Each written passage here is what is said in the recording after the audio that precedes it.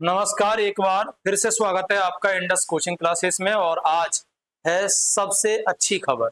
और सबसे अच्छी खबर क्या है कि एक आम व्यक्ति, आम लड़का जो गांव और देहात से आता है, वो भी अपने सपनों को पूरा कर सकता है। और इस बार आपके लिए सबसे मस्त वैकेंसी आई है आईबी में, जिसे हम बोलते हैं इंटेलिजेंस ब्यूरो। और हम सारे लोग जानते हैं, इसी को बोलते हैं खुफिया विभाग। यानी पहली बार, या हम ऐसे कहें, पहली बार आप लोगों को एक ऐसा मौका मिल रहा है इसमें गांव देहात से होने के बाद भी केवल 10th के बाद आप एक अच्छी नौकरी पा सकते हो।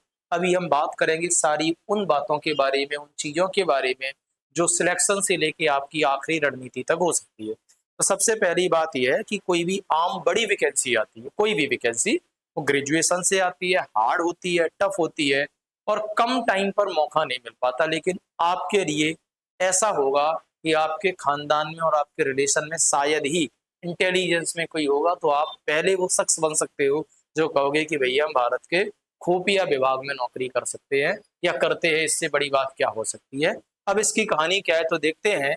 इंटेलिजेंस में रियल में दो वैकेंसी आई, और एक वैकेंसी ग्रेजुएशन से, एक 10th से है। जो 10th वाली है वो आईबी में क्या है, सिक्योरिटी असिस्टेंट की है। ठीक है, इसके लिए बेटा ऑनलाइन और ऑफलाइन दोनों बैच हैं। ऑनलाइन बैच एकदम फ्री है, जिसमें हम सारे सब्जेक्ट तो नहीं करा पाएंगे, लेकिन ऐसे बहुत सारे सब्जेक्ट कराएंगे जो सिलेक्शन दिलवाएगा। ऑफलाइन बैच बेटा आपका शुरू हो चुका है।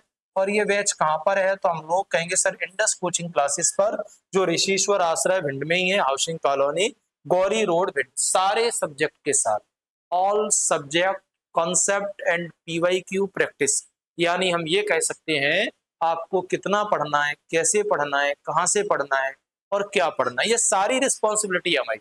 सिर्फ जो हम बोर्ड पे पढ़ाए उसे मत छोड़ना, मैं गारंटी लेता हूँ आपके सिलेक्शन की। चलिए हम लोग आगे बढ़ जाते हैं। हमारी मोबाइल नंबर है 83195956, आप यहाँ संपर्क कर सकते हो। एक नंबर ये लिखा है 6265830129। आईबी में पहली बार भिंड के इतिहास में ऑफलाइन बैच, ऑल सब्जेक्ट के साथ। नहीं तो आप लोग पाओगे सारे लोग न्यू बैच डालेंगे लेकिन सब्जेक्ट नहीं होगा। पूछेंगे भैया इंग्लिश नहीं है, भैया साइंस नहीं है, जीके में बाद में करा देंगे, ज्यादा टाइम है नहीं, 2.5 से 3 महीने का ही समय मिलेगा।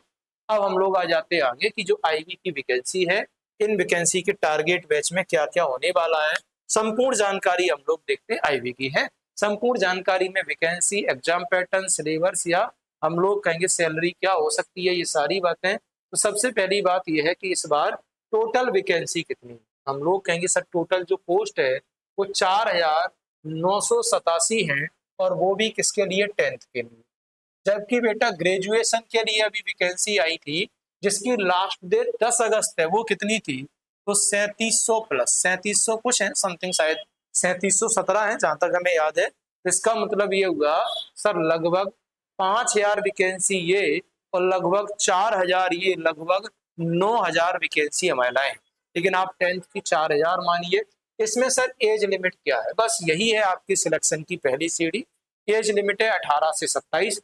जब तक इस नौकरी के बारे में लोग सोचते हैं, या जब तक नौकरी के बारे में माइंड लगाते हैं, जहाँ कॉन्फिडेंस बढ़ता है, तब तक लोग ऑवरेज हो जाते हैं।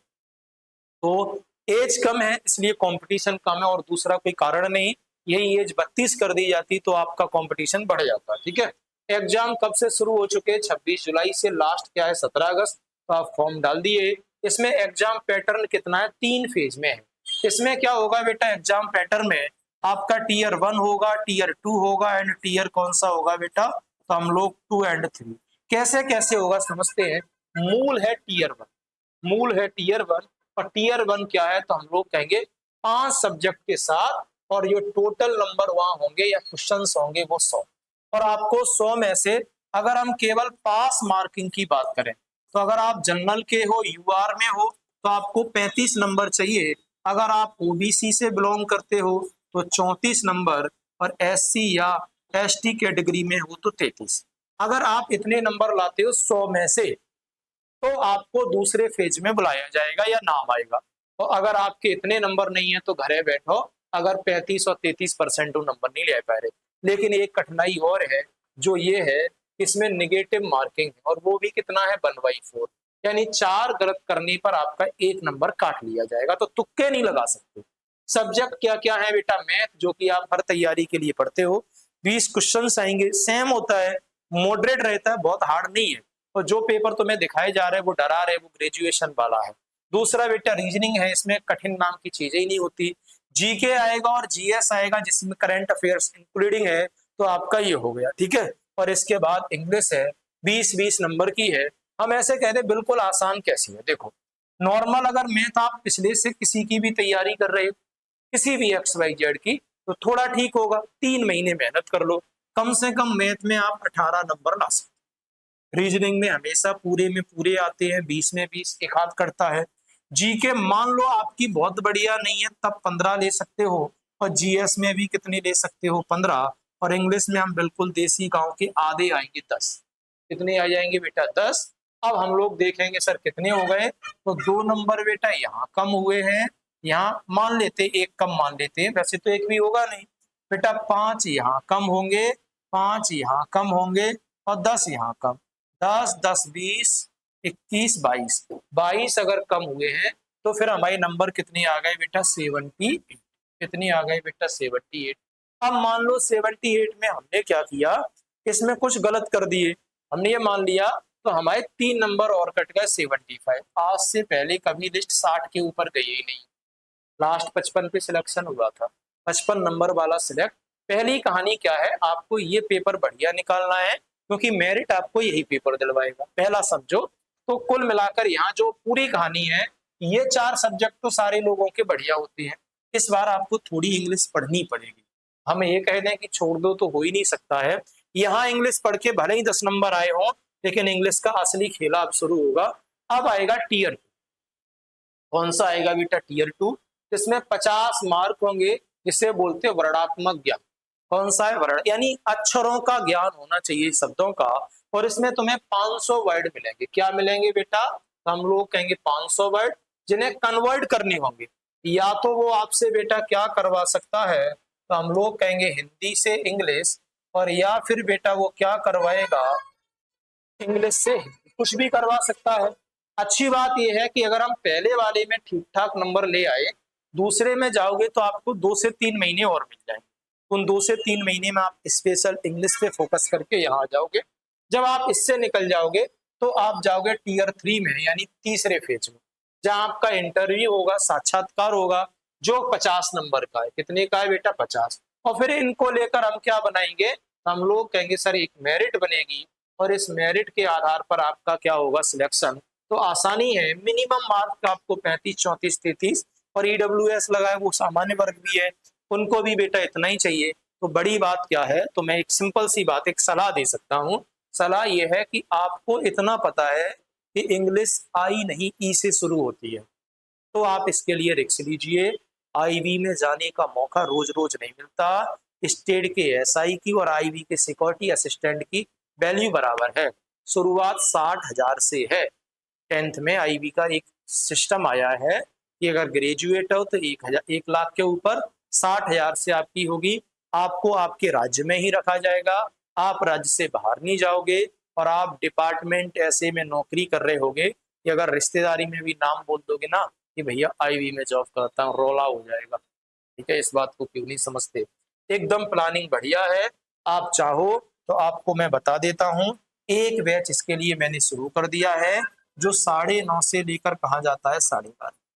सारे सब्जेक्ट मिलेंगे आपको, मैथ भी है, रीजनिंग भी है, जीके भी है, जीएस भी, और इंग्लिश स्पेशल।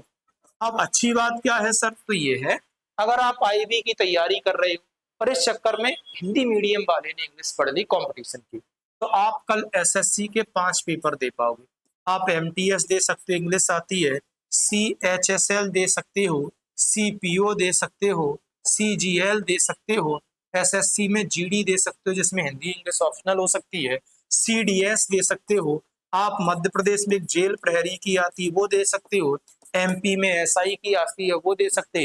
इन सब में क्या आता है, इन सब में क्या आता है बेटा, इंग्लिश। तो अभी तक तुम इतने पेपर छोड़ के आ रहे हो, और अब इतने पेपर दोगे तो पॉसिबिलिटी तो सिलेक्शन की वैसे ही बढ़ गई बेटा।